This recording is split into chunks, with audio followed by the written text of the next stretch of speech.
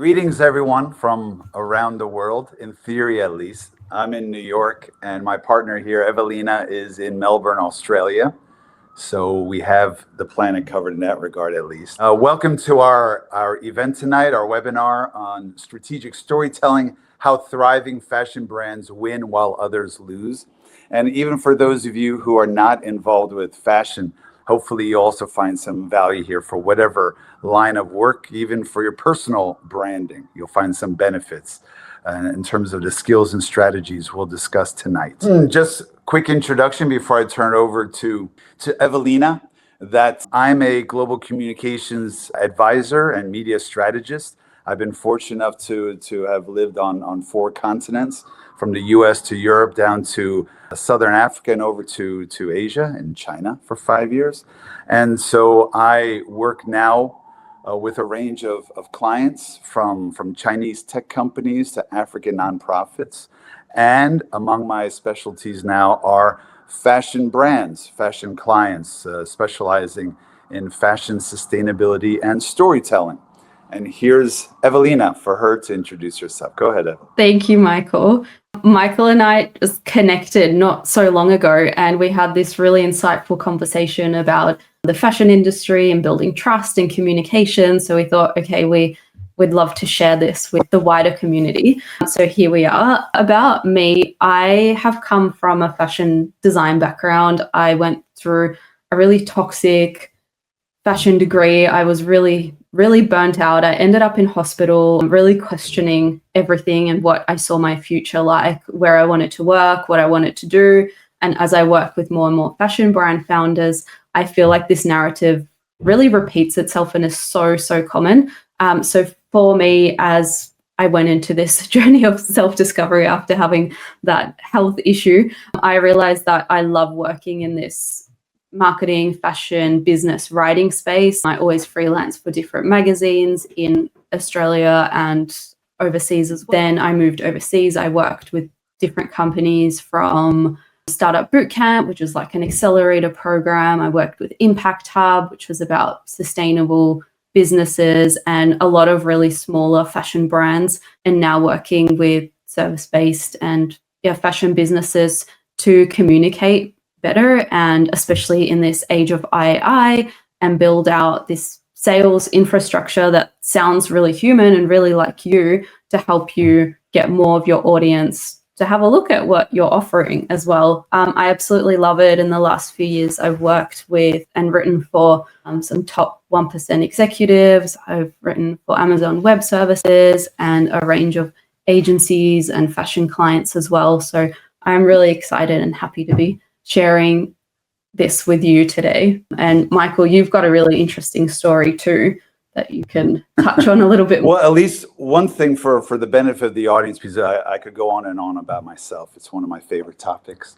But actually, in terms of bringing value to anyone listening today, as you know, we're all living in a world filled with misinformation, disinformation, fake news, scammers, that sort of thing. And one thing I've been able to do over the years is apply my background. My background is as a foreign correspondent, an international journalist. I reported from 30 different countries, from post-communist Central and Eastern Europe to Southern Africa to Central Asia.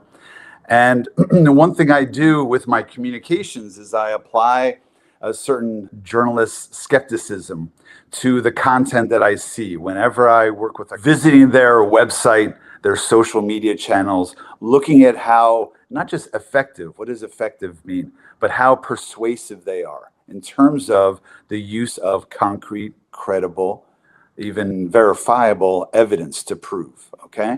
To prove that they mean what they say, to prove their results, prove their impact, whatever claim they're making, okay? And so what we're going to be talking about tonight is specifically how this global trust crisis is affecting even the fashion industry. As one example, but one that touches us all, since it's not even $1 billion industry, it's $1 trillion global industry, the fashion industry, that touches all of us.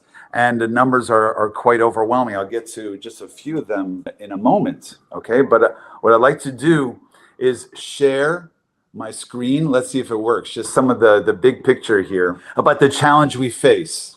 And then what I'm going to do is, I guess I should have laid out some of the format tonight. So first we're going to lay out the big picture, explain to you what the situation is now regarding trust and the fashion industry, how it's affecting the fashion industry, and then moving on to some skills and strategies for how you and your brand can create content, trust building content, specifically a core message about yourself, but then to back that up, whatever you're going to say about yourself, to back that up with credible evidence, and even how to create your own origin story or brand story to resonate with your target audience. Okay?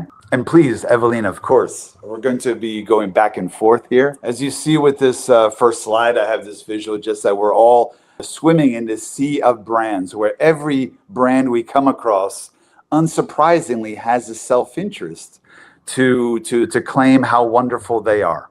Okay? And all of us has a question of media literacy and to protect ourselves from those that are lying or exaggerating. We all need to develop this skill of identifying who is whose claim is more credible. Let me explain something about especially for those of you who are entrepreneurs or even climbing the career ladder. In my experience living on 4 continents, I've discovered that there are essentially 2 types of audience. Evelina, can you see the 2 audiences here? Yeah, we can see it. On the one hand are the sheep. With all due respect to our family and friends, some of them are sheep-like, meaning following blindly. If there's a charismatic leader or someone of influence we trust for some reason, we may follow blindly and unthinkingly if they tell us, for example, that this phone is the best phone out there. Or if they tell there's a sign out on the corner here in Manhattan that says New York City's best pizza. According to whom? Okay? Just to become more skeptical. But on the right-hand side is our target audience. The thinkers, the critical thinkers who are not going to immediately consume what we tell them, but are going to demand evidence, demand proof to support our claims. I want to hit you with a few numbers, some very striking facts and figures. Can you see this? Highlighted in yellow. According to the 2023 Edelman Trust Barometer, 81% of consumers say they must trust a brand before buying it. Okay? And then if you look at the line below, this lack of trust, if there's a lack of trust, it leads directly to lost sales, loyalty, reputation. Okay? Sales and conversions drop, hesitation to buy your brand if they don't trust you, if they don't see you as credible. Another statistic from PricewaterhouseCoopers 2024 Global Consumer Insights Survey, 55% of consumers stop buying from brands they don't trust. Here's another one. According to McKinsey's State of Fashion 2024, 67% of global consumers consider sustainability as a factor before they purchase. Only 37% trust brand claims. These numbers are very striking, okay? Especially when it comes to greenwashing, the idea of just throwing money at a problem and claiming to be eco-friendly, conscious fashion, ethical fashion, whatever it may be, okay? And then looking at some of the costs. Now, I thought tonight I would also even give one example, one case study of Shine, the Chinese brand. I lived in Beijing for 5 years, but I do a lot of positive things, working with a lot of positive Chinese brands. But this one, of course, has come up for criticism. And I want to give you some idea of how a skeptical consumer like myself analyzes a website, okay? Now, Shine itself has come under a lot of criticism regarding a lack of transparency in their supply chain, also labor rights. Okay, some controversy about whether they use slave labor or not. I'm not going to give an opinion one way or the other because I'm not on the ground to prove these things. But certainly there's been a lot of criticism of Shine and how they produce their products, their fast fashion. Okay, but if you look at their website, they're also fudging the language a bit. If you want to be more effective, more persuasive, I would avoid this kind of language where they say, we are working hard to drive continued progress. Working hard doesn't say much at all. Okay? There's no evidence to prove that they're working hard. What I encourage my clients to do is, if you're going to make a claim like, oh, we're working hard to, quote, reduce our impact, then I would hyperlink that claim right there so that your consumer, your reader, can click on that and it goes directly to your evidence-driven content to prove that you actually are taking these steps. Right now, these are just empty words about how they're working hard. Next, even looking further at their website, they're using aspirational language. Literally, they're saying, we have aspirations. What does that mean? One day, I aspire to go to the moon. I aspire to play in the World Cup. Aspirations mean nothing, okay? Essentially, especially from a skeptical perspective. Here, they want to become a preferred brand, top-ranked employer, preferred brand partner, preferred responsible purchasing partner, et cetera, responsible corporate citizen. I'm glad they aspire to do that, but there's no evidence that they have. Lastly, there's a famous line about lies, damn lies, and statistics, okay? If you're going to use numbers as evidence, again, I'm looking at this journalistically. Now they're saying, according to our 2024 highlights, we have had 4,288 audits, okay? Now, that number by itself may sound like a lot. It may be a little. We have no context, no perspective. What we need they would be smarter, wiser if they were to show how over the years, over the past 1, 2, 5, 10 years, we've increased the number of audits, okay, of our inspections. Just to throw a number out there, okay, or 133,000 training hours. I mean, the message, they want you to believe that they are doing a lot. But a more powerful message is that we're increasingly taking more and more steps. We're increasingly committed and dedicated to this issue, okay? I don't want to dominate too much the conversation, but Patagonia is seen as a positive example, just FYI. And if you look at their website, okay, they are much more specific when talking about how they're tackling that carbon neutral is not enough. They're being much more specific about what exactly their results are. They have reports here to, as at least their form of evidence, is the start of some credible, believable evidence. Also here, they have statements that how we hold ourselves accountable, okay?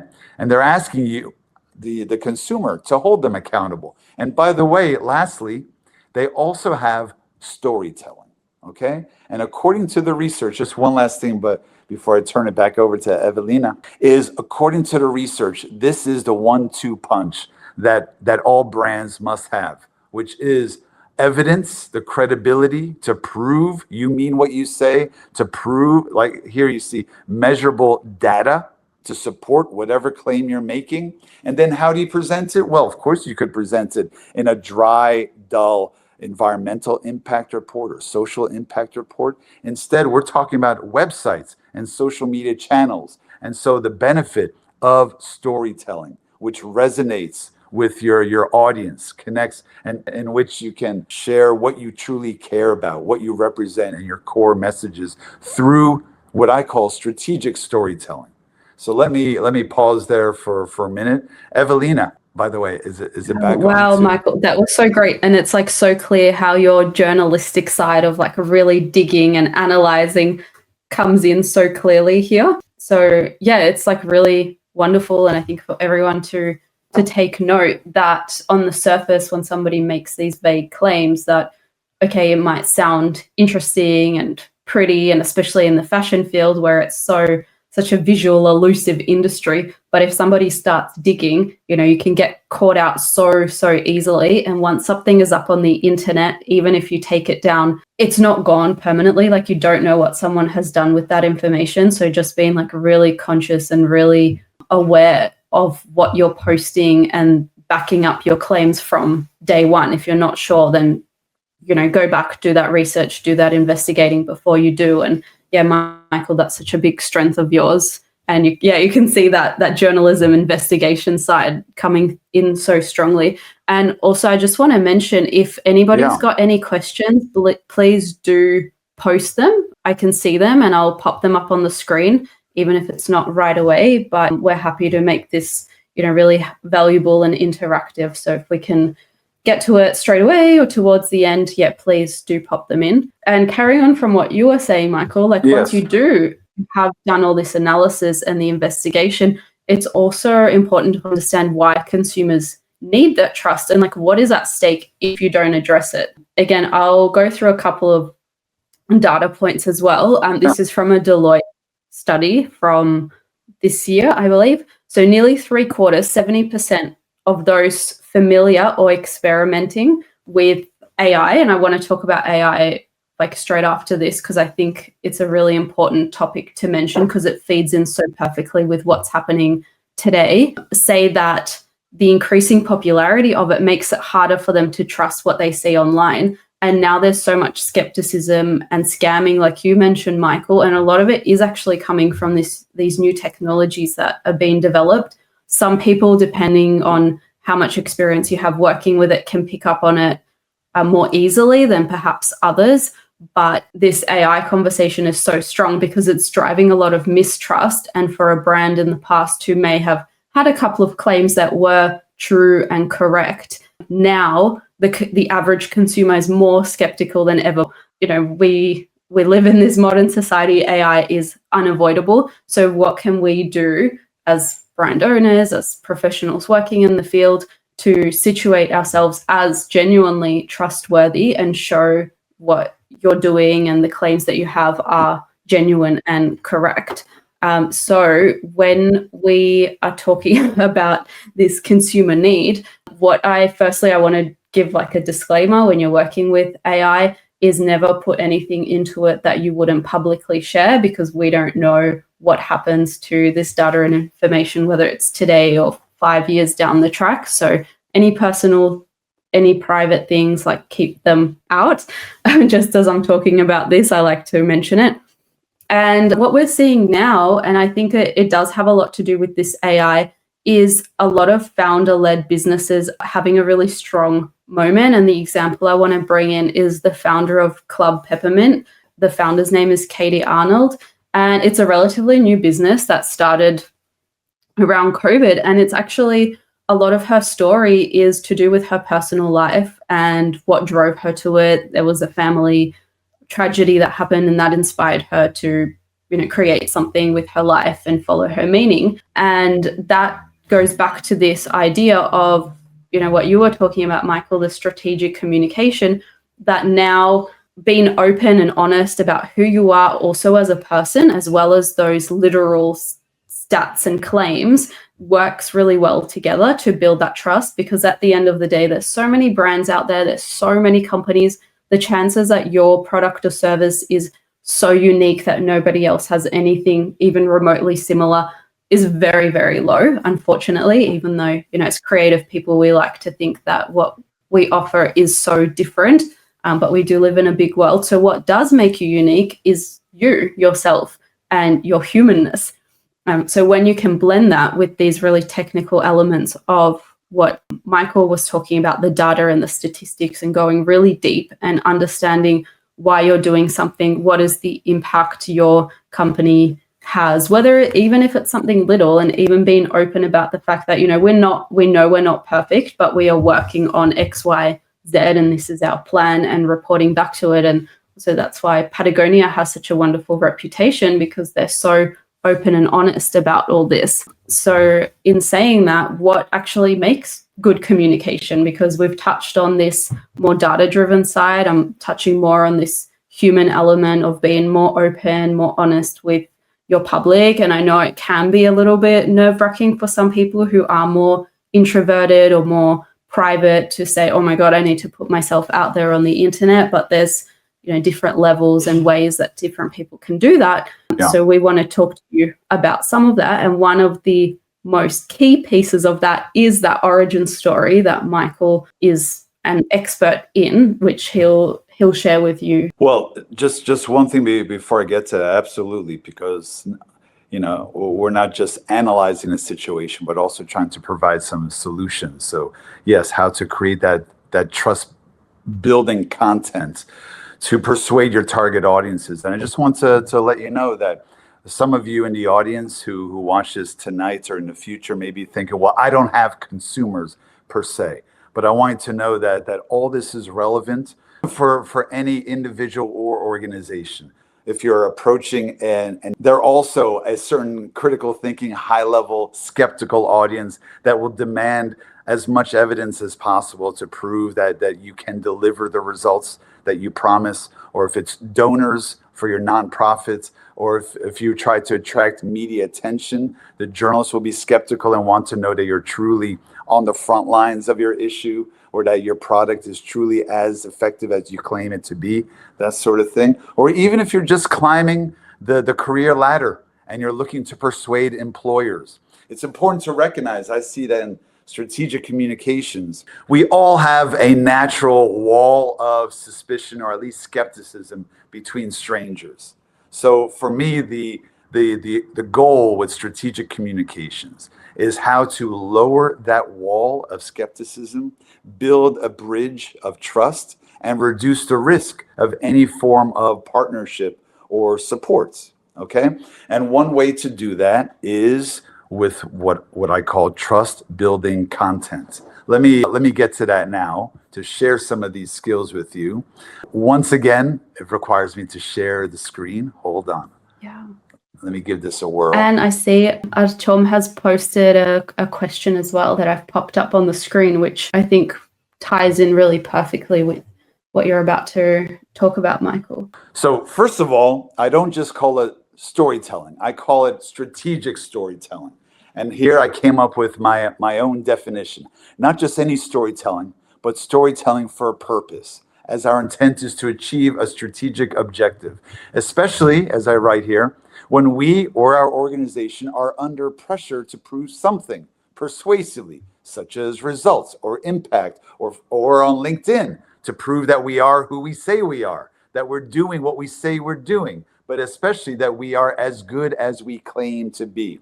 Okay? And so, as I said here, a key component to overcome our audience's skepticism is concrete, meaning specific, credible, meaning believable, verifiable, meaning can be confirmed, can be proven, evidence, and especially to present it transparently. What I've learned about transparency is that those organizations, whether they be for-profit companies, nonprofits, government agencies, whomever, those that have results and are truly confident are happy to be transparent and to share their results, share their impact. Those that are less confident are more opaque.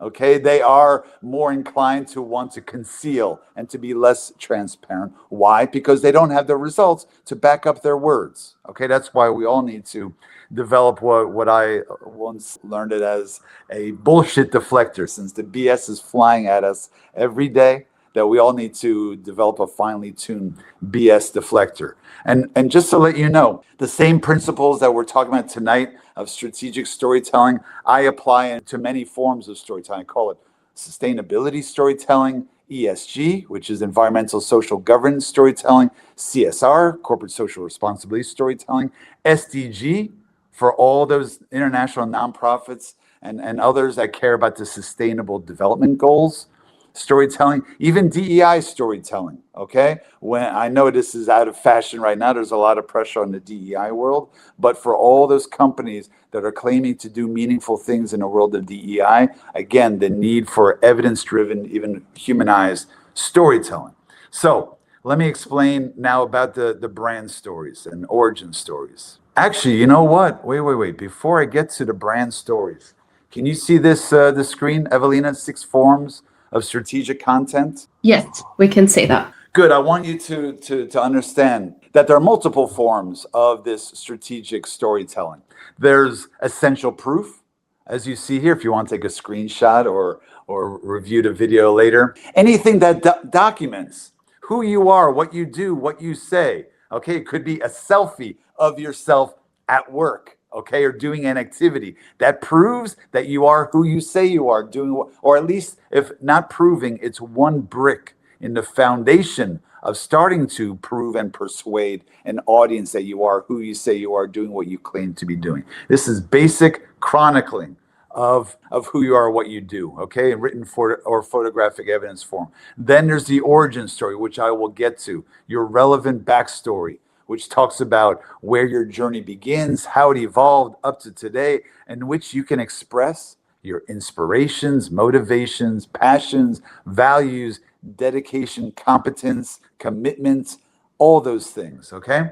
Then I also talk about, I won't talk about it tonight, but impact stories, how to prove with evidence that you are truly as impactful as an organization, or that your product or that your service is as impactful as you claim. The truth is, we all need to prove our impact as professionals. As a global communications advisor, media strategist, I myself need to produce impact stories to prove that I truly am as impactful on my clients as I claim to be. Partner stories. If you are trying to attract partners and you recognize that trust is an issue, then this is another form of content that you can tell the story of your existing partnerships, and even telling the story of the origin of that partnership and how and why each of you began to trust each other to become trusted partners. Because then the message would be, if those partner stories are on your website,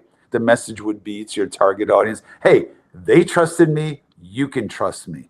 Step by step. Again, these are bricks in the foundation of your evidence-driven content. I also have a form of content that I call how the sausage is made. For example, your supply Sorry, chain. Michael, can I just jump in? There's a Yes. couple of comments that the screen is a little bit blurry. Would you mind putting it as full screen so the whole Yes, slide I'm so sorry. takes up? So then it's a bit bigger, I think, because there's Is that a better? bit of text. Yeah, is that better, everyone? It is. I hope. Can you see it better? For me, Evelina? it's better. Good. Yeah, it's more focused and closer up. That's right. And then how the sausage is made. It could be about your supply chain, or if you're talking about your product is made with organic cotton, let's say, okay? The finest ingredients, whatever it may be, okay? Then there's value to you showing, not just telling. I learned this in journalism school long ago, University of Missouri School of Journalism, that this principle of show me, don't just tell me.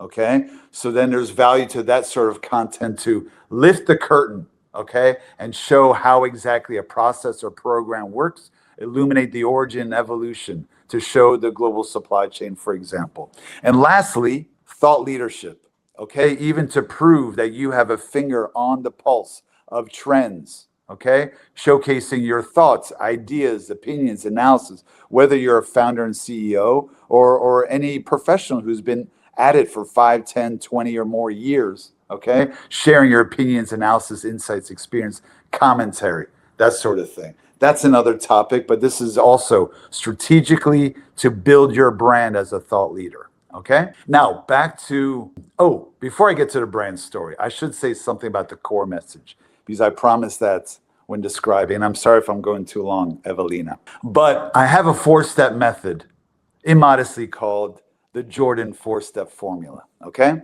And simply put, it's who, what, why, how. For you, each of you there, this is an essential part of my own strategic communications. I'm always thinking through, first of all, who exactly is my target audience and why, okay? Why should they read this? Why should they care? What can they learn from it? How can they benefit? Thinking for you to be able to visualize your target as clearly as possible, certain demographics, certain details, so then you can aim your words, your content as effectively and persuasively as possible. Otherwise, you're firing at them blindly if you don't have a clear picture of who your target audience is. Next, what exactly do you want to say? Why exactly that? What point, what argument do you want to make? What idea, what message do you deliver directly to their heart and mind? Okay? Or what story do you want to tell? But here's the third point is very difficult, very challenging, which is to justify why exactly say this or say that, this point, that argument, that, or deliver this message. In fact, this, if you look at my filter, It requires empathy, not just for you to sit at your laptop and say, I want to write about this or I want to say that, but to think through, if you were in the shoes of your target audience, why exactly do you think that your target audience would find your content interesting, persuasive, valuable, whatever it may be? Why should they care if you were in their shoes? Okay. And then lastly, how? Once you've made this airtight argument as to what exactly you want to say and why, what your core message is, then how do you want to deliver your points, your argument, your message? And for number 3, the why exactly, here's where we get to the core message. Just one thing I want to say about this, okay? I believe every piece of content, and even this webinar, should have its own core message, okay? Next time you need to give a presentation to your colleagues, okay, a PowerPoint, whatever it is, to think through that if I'm going to speak for 1 hour, or if Evelina and I are going to speak for 1 hour, what's the one thing we would want you to take away from this? If you're only going to remember one thing from our webinar, okay, what are you going to remember and why? And the way I do this, I now do this backward. Okay, let's say about your product, your service, your brand. What's your core message?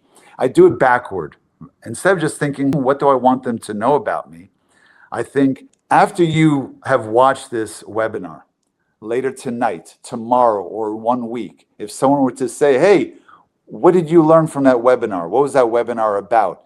You're going to say, oh, that was a webinar about trust building, how to build trust, to overcome skepticism, okay? If you, in your mind, say, yes, that's the core message I want them to remember, I want it to be most memorable, then take that and start from the beginning. Make that the focus of your content, okay? So meaning going about it in a backwards sort of way. What do I want to be most memorable? And then making that the focal point of all your content, okay? Make that the spine or the thread through your content. How clear is that, Evelina? Oh, this is fantastic. Like that you're walking us through your framework and what you do with your own clients. So it's very valuable. Well, thank and you. Yeah, anyone who has some feedback or thoughts, please do leave them in the comments. Yes. I've starred a few that we can touch on and talk about a little bit later on as well. Well, good. Thank you very much. Well, let me just jump to, I know we don't have infinite time here. Let me jump to brand stories, especially how you yourself can create your own origin story, okay? First of all, as you see here, there's a lot of research on the benefits of a brand story, okay? Especially how you sharing your brand story resonates with the heart and mind of your target audience, especially when it comes to fashion consumers, to make them care, make them like you, persuade them that, let's say in the case of sustainability, or that you truly are conscious, okay? How to do that with an origin story. Let me give you one example. Oh, actually, let me show you how to do that first. Well, let's say, okay, let me share a case study, okay?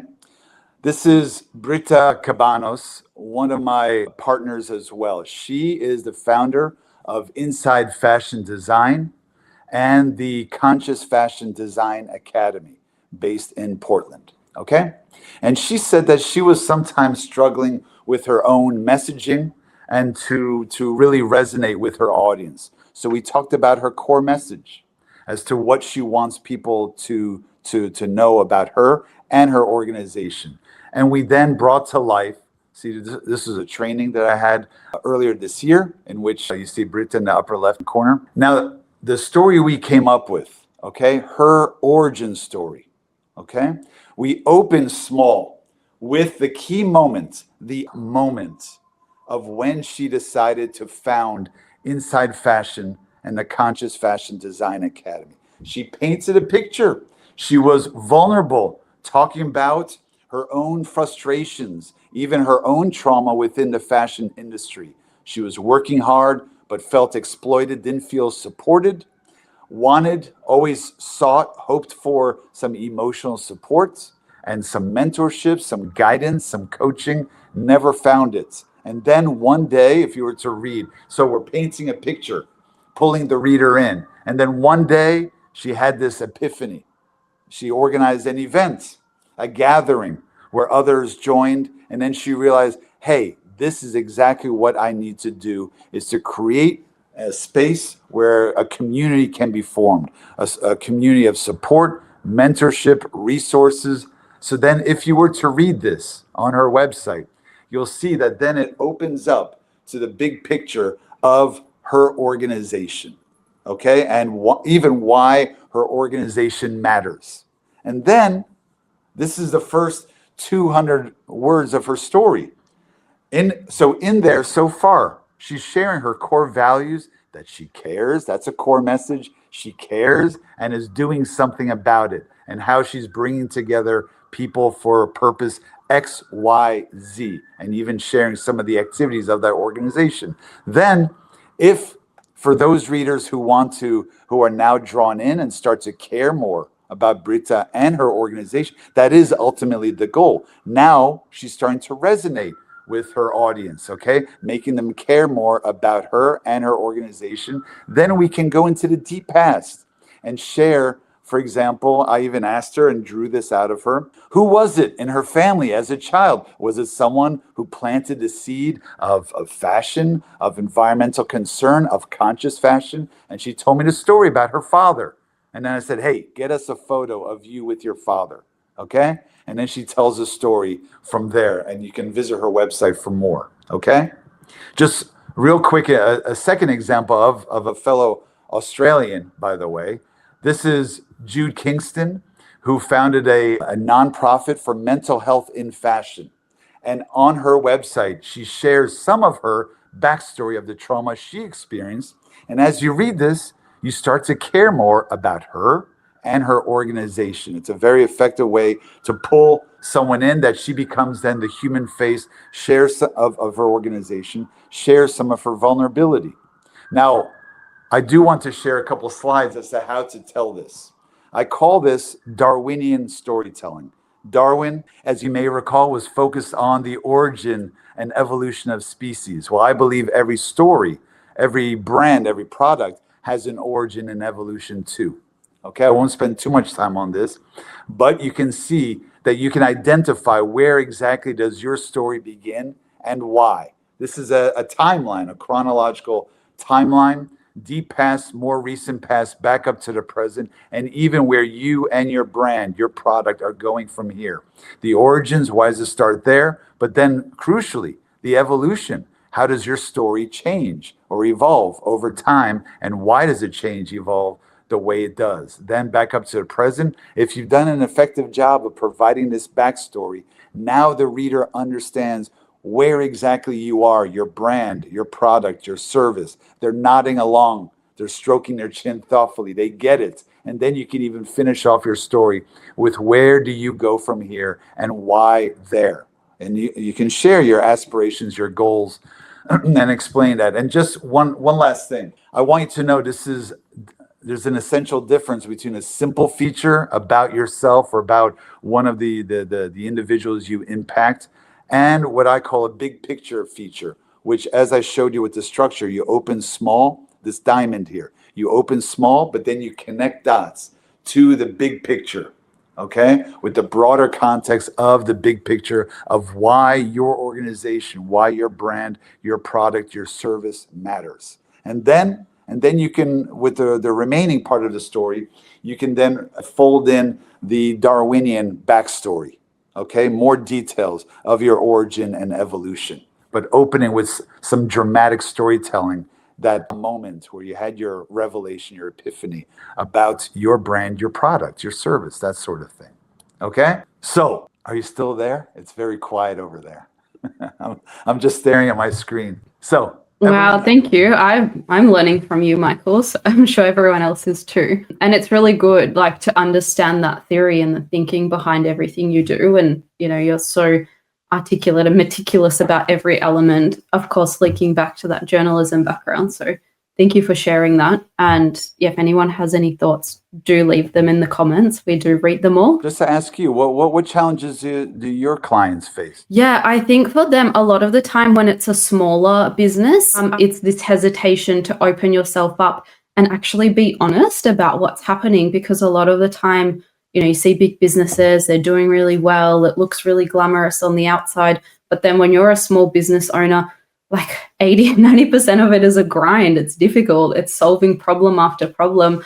And they want to share like this highlight reel, which we see all over social media. But then the reality is actually it's not that. Yeah, there are some highs, and they feel even better when it's come after a big wave of challenges. But being a business owner is like you're constantly solving problems. And for them to reset their mindset to be like, it's actually okay, just because I've had this problem or this setback, it doesn't mean that I'm failing at what I'm doing. It's actually a really powerful part of my story. And I'm going to share that because those are actually the parts that your audience connects with and see themselves in and say, oh, Michael went through this experience. I had something similar. Like, I have more trust and I have more respect for him now, that I'm more willing to look into what he's doing or what he's offering. You know what? You're making such a good point, because one word that comes up often is authenticity. Okay? It's not just being vulnerable and sharing something, but being authentic. And that's, on the one hand, that's something that really resonates with the audience, right? That how to share a story in which others can identify themselves. I call it the shared humanity. Okay? That I've been fortunate enough to have lived in China and Africa and all that. And the idea of, through storytelling, how to share a story with people thousands of miles away who've never been to your country, by illuminating even the shared humanity. But by doing that and being authentic with your story, it also overcomes the other challenge you mentioned, which is AI. Okay? Nowadays, everyone's so hooked on ChatGPT, and the content now is starting to look so generic and so repetitive, right? Everyone using the same words, essentially, right? The same format. That one way to overcome that is with authenticity, okay? That the machines, AI, can't replicate your story or your thoughts, feelings, emotions, opinions, that sort of thing. Or even if you're telling the story of others, let's say your workshop, your partners, even to include direct quotes from them to give them voice, give voice to the voiceless, is something that AI can't do unless it's making up quotes. But you present it in a very authentic, real, humanizing way, then that will resonate with your audience, I believe. Yeah, exactly. And I know I'm just being conscious of everyone's time, and maybe this is like a part 2 of our conversation that would be really helpful, and something I wanted to touch on as well. Like, how actually can we blend this human element and the storytelling and all this brand building that you're talking about, Michael, and then also using AI in a humane way to help us get content out there? Because at the end of the day, we do live in a content society. It's just the reality. And if you're not putting yourself out there, people just don't know you exist. So it's finding that balance. And I've got some frameworks I use to do that too. And as a quick example, and then Go ahead, I want to jump into the questions as well, to give you all the chance to ask and to answer the ones you've popped into the box as well. Is I've been working with a client who, she has 6 decades of experience in the fashion industry, like incredible person, incredibly accomplished, is an absolute expert in the field, but nobody knew about her work, what she did.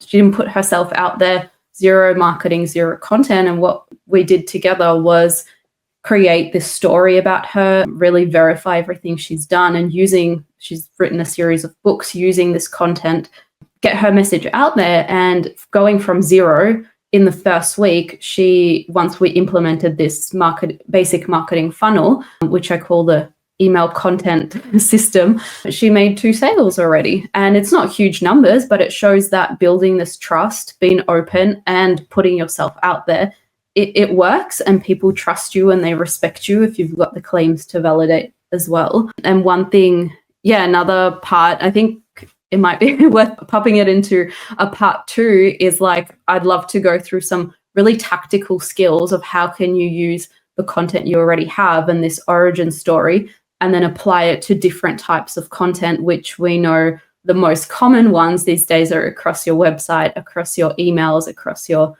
social content. So it all sounds aligned, but also is doing the job of each platform to build trust over time, because we know now it doesn't take just one point. The chances of someone seeing an ad about you, even if it's really like it makes them cry and you've shared a beautiful story, and buying from you straight away is so low. Like it's a process. I just wanted to add that in for everyone to think about, that it's not just doing this one piece of content. Like that is the groundwork, laying that foundation for the brand story, but thinking about like, how does that apply to all your channels that you have?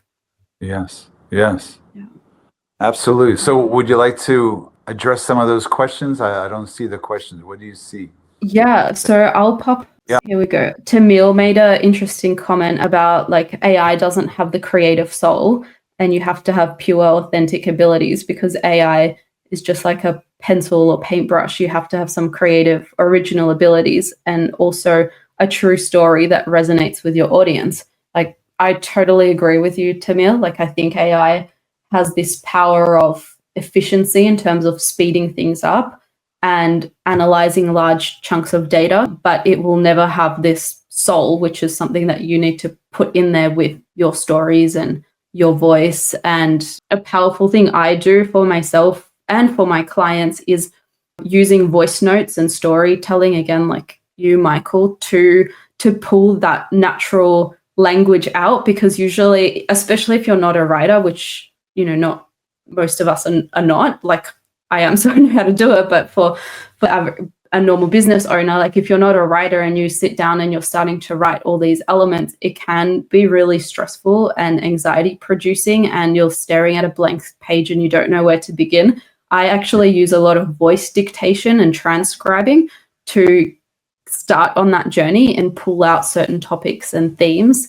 And I call it like a voice print, creating your voice print using your own voice, the things you say, the words you say. And a lot of my clients come back and say, how did you write that to sound like exactly as something I would say? And that's because I've done this voice print process of pulling out the stories, also using this AI to analyze it and be like, these are the common themes, these are the trigger points, and pulling that in with literal words that this person uses. So it's finding that middle point. Oh boy. So you're training the AI to think and act like a person, basically? To think and act and Okay, so I have this process. I just recorded a YouTube video about it. It'll come out in the next week or two. Maybe I have to link it. I've got a way of training the GPT to basically download your brain into them. So it doesn't recycle the information from, you know, how with the AI, it just pulls the average of everything on the internet. But this is like, I've reprogrammed it, so it's pulling the information from everything inside my brain. Yeah, so it's a bit trippy. You know, I've been asked so many times, you know, like, do you feel that AI is a threat to you, the work that you do? And I've been holding the line saying, you know, that there will always be a need for original content, right? Original, authentic content and original research. Fact gathering, okay, right? Out in the field, let's say. But now that I hear you say that, I'm thinking, oh yeah, I may be going extinct soon. You know, if you're training the Chat GPT, for example, to think and even embrace your words and way of saying things and thinking things and all that. But it's content that's come from me. Like, it's not the AI coming up with ideas. It's like things I've said. It's my frameworks that I've developed. And then even, this is a little bit off topic, but also, you know, as I said, we live in such a content society. It's like, it's just not possible for one person to pump out so much content. So how do you upcycle what you have? So for example, like for me, I can use a podcast transcript that I've done. It's what I've said. It's my ideas. It's original content. And I can formulate it into like 1 or 2 emails. I can turn it into posts. I can turn it into reels. I can turn it into another YouTube video. I can, what else? Long form articles. So from that one big main idea that I've shared using my voice, so it's using my words, I can do like 20, 30, however many pieces of content and original. That's amazing. So, and Megan agrees with you. You have to train it. Yeah. She uses AI daily. I guess. Yeah. You know, I can see to some degree, some of us, like myself, we're dinosaurs trying to hold the line and insisting on my own original content, but I can't keep up when people like you and others are basically producing daily content, right? Feeding the system content. And so I guess I need to learn from you and others for sure. And as Michael Roberts said, trust but verify with AI for Mhm. sure. For sure. It's not an imperfect system, or it's not a perfect system. Totally. It has flaws. Yeah. And Megan Cool. is saying, yeah, you Yeah. have to train it. And Yes. Megan, maybe you and I can do how to train it But I together. think you may also be creating a Frankenstein. Maybe it turns on you one day. So Yeah. what There's a question? question for you from Artem, Michael. Yes. I've popped it up Yeah. on the screen. Yes. When brands try to fix their storytelling on their own, what do they usually miss? And before working with it, what kept your clients from solving those challenges? We'd love to hear that. Wow, that's a complex. I think we all need an audience, a sounding board. It's difficult to tell our own story because we could go on and on, as I went on and on earlier in this session. I think that we all need a sounding board who can help us identify what are truly relevant details versus irrelevant details, what's truly necessary and essential for our target audience to know to follow the story as clearly and comfortably as possible. So I think sometimes when we're telling our story on our own, we get lost in the weeds, or we can't see the forest for the trees. We're inside the forest looking up, only seeing trees versus standing on the outside and seeing the big picture. So I think we all do need a trusted advisor, someone we can turn to bounce our ideas off of for some, not criticism, but critique, some constructive critique as to what, as a test audience, what do you find most interesting, most relevant, most compelling, most persuasive, that sort of thing. But what was the second part? Let me see. When they try to fix the storytelling, what do they usually miss? And also, by the way, Artem, thank you for the question. Really, I think that not enough brands and products and services appreciate the idea of the two audiences.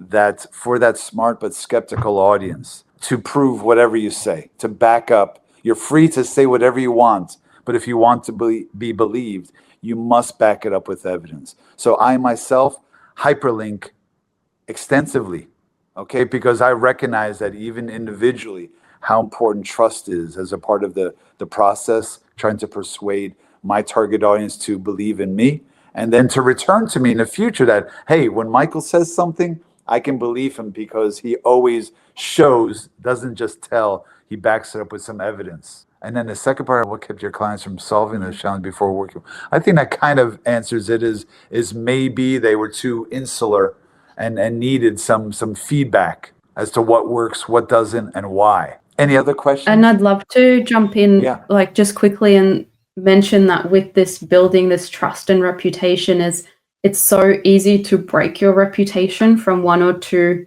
like not verifying claims and being caught out. Unfortunately, you can spend years building up a really positive reputation and then sadly that one thing that you didn't do right will be used against you. So just keeping that in mind as well.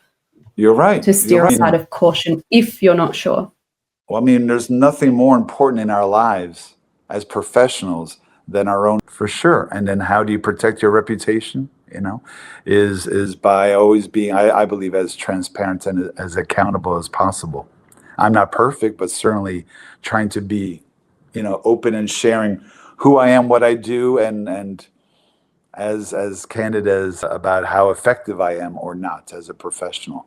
With evidence, supporting it with evidence. Any other questions? See, that's misleading. The time says an hour 18, but we're just hitting an hour now since we started a little late. Yeah, like this is from Tamil, just more observation that perhaps you can comment on, Michael, because it's related to your framework. And if anyone has any last questions after that, we can address them and then wrap it up. Well, I see he made a point about DEI. You know what? At the heart of all this is to prove with evidence, prove impact, prove benefits. That it's nice to have claims, to claim to truly be pro diversity, equity, inclusion, or to be conscious, ethical, eco-friendly, whatever it may be. But really, you see that Tamil as a typical smart, skeptical person, right? We need to work hard if we care with someone like Tamil. You know, a key, by the way, I should have pointed out, there's one thing to be dealing with a smart but skeptical audience, but also there's a difference between a smart but skeptical audience that's open-minded versus a smart but skeptical audience that's closed-minded. So also recognizing that we can only truly appeal to a smart but skeptical, open-minded audience with evidence. Because a closed-minded audience, target audience, we can talk till we're blue in the face and throw facts at them, and they may say, fake news, that sort of thing. Versus, are they open to being persuaded?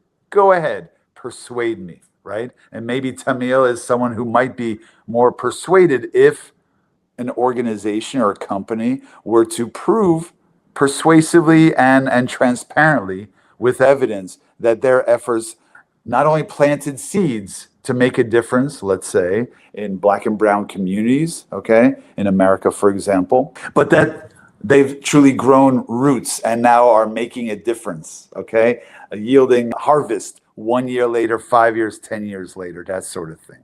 Proof is in the pudding. Go ahead. Evelina, anything else? Yeah, no, this is fantastic. Like, I think, you know, addressing and talking about this proof is the foundation. And when you have the foundation laid out and right, and also, you know, internally you feel so much better. You feel you have a good internal gut instinct because you're doing right by yourself and by your audience. And like you said, Michael, you know, your business isn't for everyone. It just has to speak to the right people. And that's where that research comes in really strongly. And yeah, if you'd like to chat more or you have any more questions, you're more than welcome to reach out to both me and Michael as well. That's right. And ask Absolutely. us. Yeah. Yeah, recognizing that tonight we shared skills and strategies which may be quite abstract. And if you at home want to try to apply them yourself with forming a core message or crafting an origin story, please do reach out. In fact, Evelina and I are talking about the possibility of a workshop, actually, to lead people by the hand through the creation of your own origin stories for your platforms, for your website, your social media channels. Even when you have a microphone in your hand and someone says, how did you get here? What's the backstory? Okay. So let us know. And if there's anything else, Evelina, let me know. Yeah, no, that sums it up really nicely. If you have any comments or feedback for us, anything else you want us to go more in depth into, we can schedule another one. I prepared a guide on the 3 AI tools I use to do this like voice system content, which is to do with this voice print that I've developed. So if you'd like that as well, please let me know. I will send it over to you. Things I use every day with my clients and for myself. But thank you so much for joining us. And you have my slides. Now you see my slides. And your slides, exactly. Okay. We'll also be sharing this video after. So if there's somebody you think would benefit from it or would enjoy it, please pass it along. We'd love for other people to see it and to learn as well, something for themselves. Let's help each other in this industry. Thank you for your attention. Let's do this again sometime, Evelina. Yeah, definitely. Thank you, Michael. Thank you, everyone, again for joining us. Thank you. Thank you all. Bye-bye.